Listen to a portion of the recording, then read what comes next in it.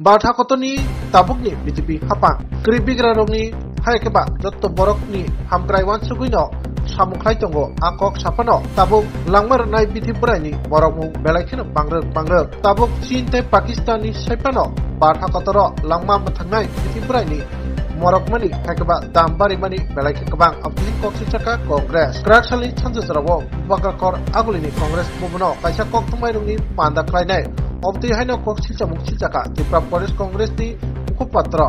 प्रवीण चक्रवर्ती बटेब साका लांमा मथांनाय बिथि बुराय मरकमानि bye Tabo पांकसं तंनाय लुकुरकनि हायकेबा बररकनि 200 crore सेपनो रां सबायजागि तंगो आबन लोगोलोगि बटेब साका मामि समनि एलपीजी गेसनि सिलिंडर बहायनो ताबो ताय रां खक बासि बारिखा आबसु खिमिया मालखौ चलजेन बागै गेस नांमानि आबराव बहायनो ताबो शेरो ताय खक साके बारिखा ताबो लोगोलोगि पेट्रोल बहायनो लिटारो ताय खकनि बारिखा बटेब साका शेयर बाजार निसिमि बांमा रां सालखिसो सका कमाय थांका आबनो नगैबो ताबुकनि बाथा कतनि मन्त्रि पख्रम सिमि चेंगै हास्ते हापां सिरिं उसापन यापुइ सेया आबनो बिनि कक्सिचा मो आबनो करिबो बटेब साका ताबो उंतंग जराबो मरकमानि सिमि चेंगै जुराजुता हालक चित्रा आसाय तमबो हास्ते हापां ताय हाकतर हापां बररगनि सामो बासथाय फियाबा ताबुकनि हापां तंकसं करि बिग्रा रगनि ककवानसि जवै गनां बरगनि बागैसे वानसुगो आबाहायनो बिनि कक्सिचा मो बटेब साका तंकसं लुकुरंनि बागै हामक्रायनि बागै कचाम ইউপিএস হাপাং সামুখলাই তঙ্গো তাই সামুখলাই তাंनाय हिनि बकक साका তথ্য দিয়েছেন যে তথ্যটি যে জীবনদায়ী ওষুধটা ক্রয় করতে বছরে আমাদের দেশে একজন রোগীকে 200 কোটি টাকার মতো ব্যয় করতে হয় সেই জীবনদায়ী ওষুধটা আমাদের পার্শ্ববর্তী দেশ পাকিস্তানে এবং চীনে সেই দেশের যে সেই রোগী আক্রান্ত রোগীরা অনেক স্বল্প মূল্যে সেই ওষুধটা এটা এতে সত্যতা এটা নিয়ে কোনো প্রশ্ন নেই কারণ ভারত সরকারের অ্যাটর্নি জেনারেল থেকে শুরু করে সরকারের পক্ষে উকিল অ্যাডভোকেটরা কেউই এই তথ্যের কোনো বিরোধিতা করেনি এবং সুপ্রিম কোর্ট সেখানে তার যে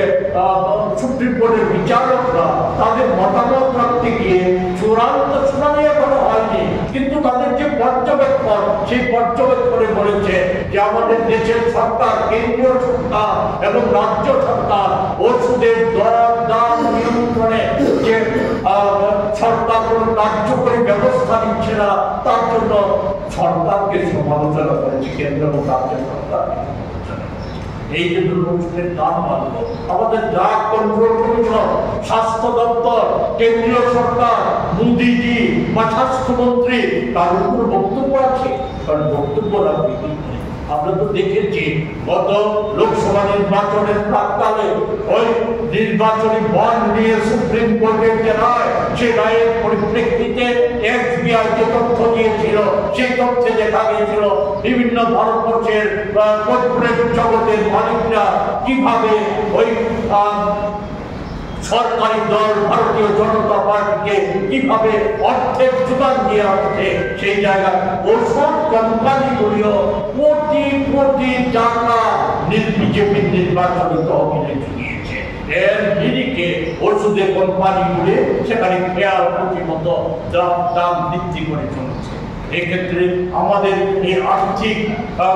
যে আমাদের একটা ভয়ঙ্কর অবস্থা দ্রব্যমূল্য বৃদ্ধি সহ আমাদের বেকারত্ব বৃদ্ধি কৃষকদের আয় কমে যাওয়া শ্রমিক ছাঁটাই মজুরি কমে যাওয়া এই সমস্ত অবস্থার মধ্যে আমাদের এই যে যুগ হয়েছে আমাদের দেশে যে বর্তমান সময়ে ট্রাম্প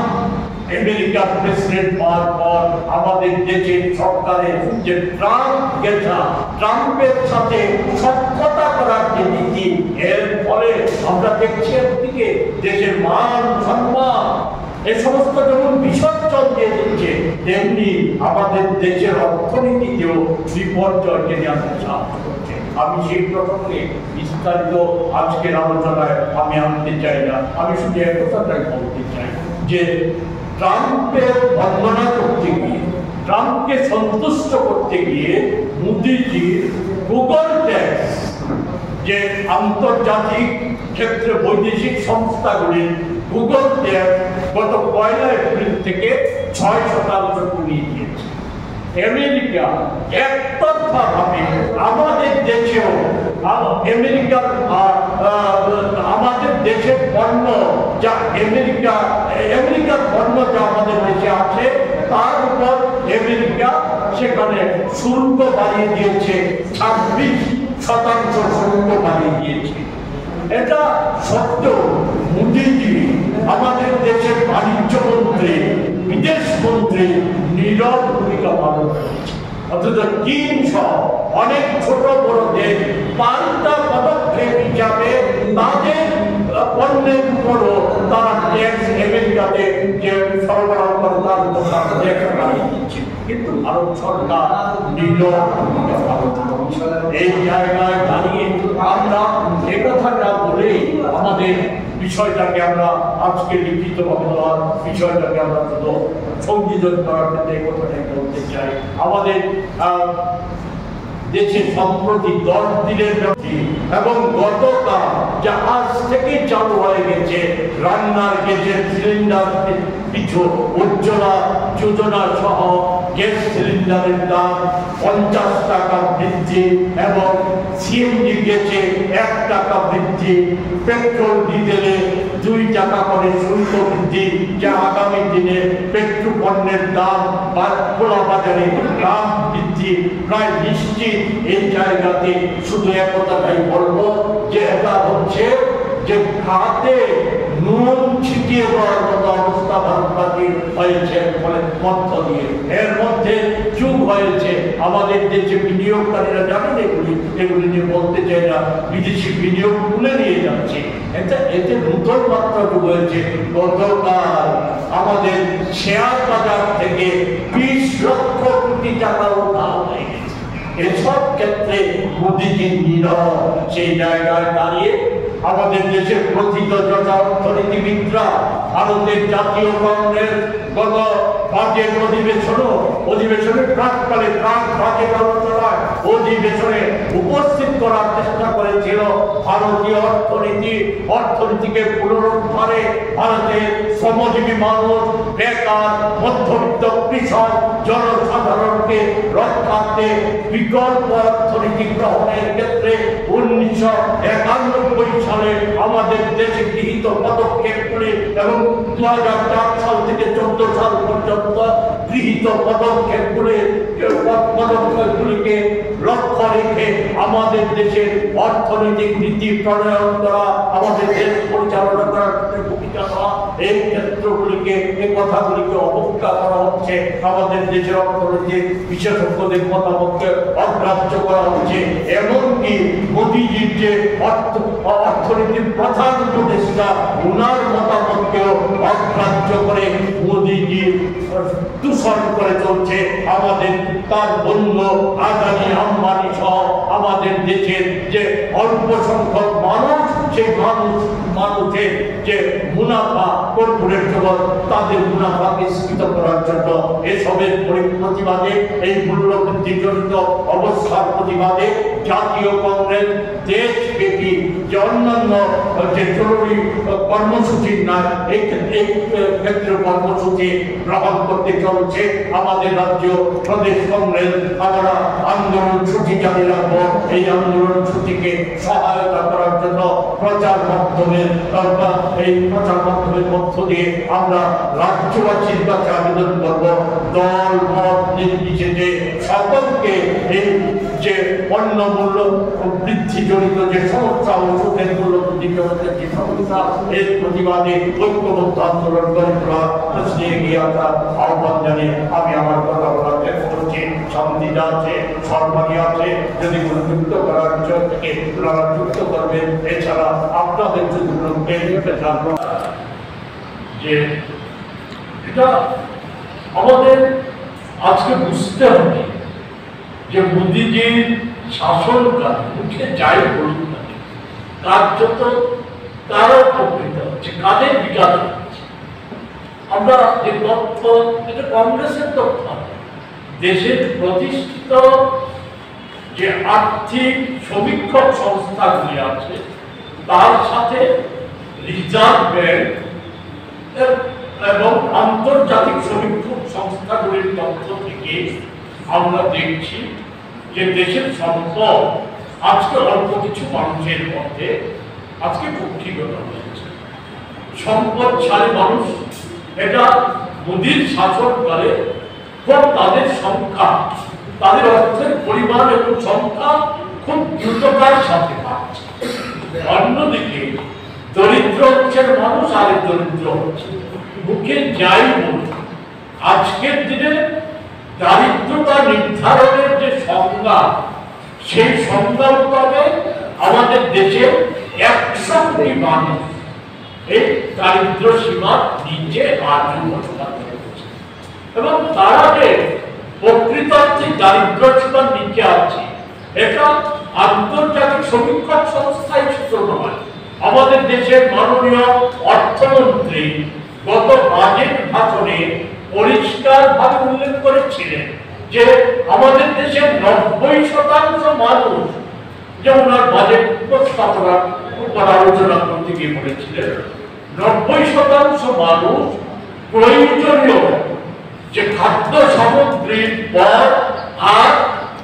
অন্য সামগ্রী ক্রয় করার মতো আর্থিক ক্ষমতার বাইরে আছে। আর্থিক ক্ষমতা নেই। সরকার যে বলছে 80 কোটি মানুষকে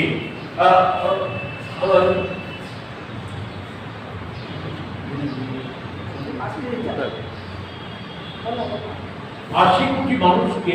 বিনামূল্যে খাদ্য সরবরাহ করছে, এর মধ্যে মাধ্যমে তো দারিদ্রতার বৃদ্ধিটা বেরিয়ে হচ্ছে। এক্ষেত্রে আমরা বলতে চাই যে 14 কোটি মানুষ আছে এই যে পরিষেবাটা, ঠিক পরিষেবাটা পায়নি।